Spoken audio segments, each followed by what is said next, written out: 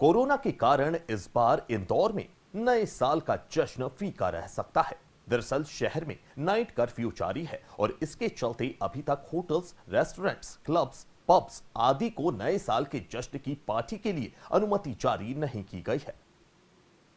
आमतौर पर hotels, club, restaurant संचालक 1 महीने पहले ही न्यू ईयर पार्टी की तैयारियों में जुट जाते हैं, लेकिन इस बार कोई हलचल दिखाई नहीं दे रही है। प्रशासन ने कोरोना के कारण नाइट कर्फ्यू लगा रखा है। ऐसे में बड़ा सवाल है कि नए साल के जश्न का आखिर क्या होगा। कोरोना के कारण ये साल बहुत ही बुरा बीता है। ऐसे में लोग इस उम्मीद में बेसब्री से नए साल का इंतजार कर रहे हैं कि साल 2021 में स्थितियां बेहतर होंगी। लेकिन अभी नए साल के जश्न की तैयारियों पर विराम लगा हुआ है। जिला प्रशासन ने होटल, रेस्टोरेंट, क्लब को जश्न, आयोजन या फिर पार्टी की अनुमति नहीं दी है। नए साल के कार्यक्रम से होटल, पब, रेस्टोरेंट, क्लब को आम दिनों की तुलना में करीब 40% ज्यादा आमदनी होती है। लेकिन इस बार होटल इंडस्ट्री का कारोबार काफी कम रहेगा। होटल व रेस्टोरेंट संचालक चाह रहे हैं कि प्रशासन जो भी फैसला करे वो समय रहते करे, ताकि गाइडलाइन के हिसाब से तैयारियां की जा सके। 25 दिसंबर क्रिसमस इवनिंग रहती है और 31 दिसंबर न्यू 31st ईयर दिसंबर को हम लोग नया साल सेलिब्रेट करते हैं। तो दोनों तारीखों का महत्व रेवेन्यू जनरेशन, कोविड की सिचुएशन सबको समझते हुए जो भी गाइडलाइन जारी करना है वो समय रहते गाइडलाइन जारी हो जाने से आने वाले ग्राहकों के लिए भी सुविधा रहेगी और हम होटल व्यवसायियों के लिए इंतज़ाम करने की दृष्टि से भी सुविधा रहेगी। देखिए, व्यवस्थाएं तो जो गाइडलाइन है कोविड की वो होटेलियर्स को फॉलो करना चाहिए।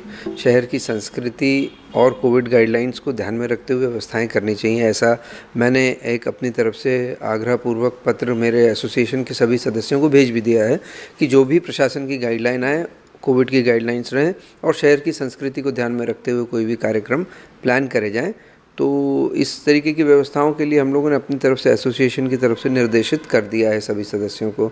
और पिछले वर्ष और इस वर्ष की तुलना में बात करें तो कोविड को ध्यान में रखते हुए अगर समझा जाए तो बिज़नेस 25% भी होता नहीं दिख रहा अभी तक। तो 20 से 25% पिछले वर्ष का बिजनेस हो जाए तो बहुत बड़ी जीत और उपलब्धि के रूप में माना जाएगा।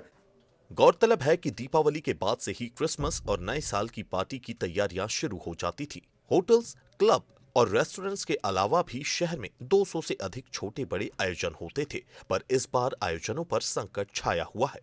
31 के लिए स्पेशल एक 12-1 बजे तक की ढील दी जाए, क्योंकि नया साल का लोगों को बड़ी बेसब्री से इंतज़ार रहता है और स्पेशली कलाकार बिरादरी को बड़ा एक इंतज़ार रहता है कि हमें उस दिन काम मिलेगा, क्योंकि पिछले 8-9 महीने से कोरोना काल में बड़े अभाव में ज़िंदगी जी रहे हैं।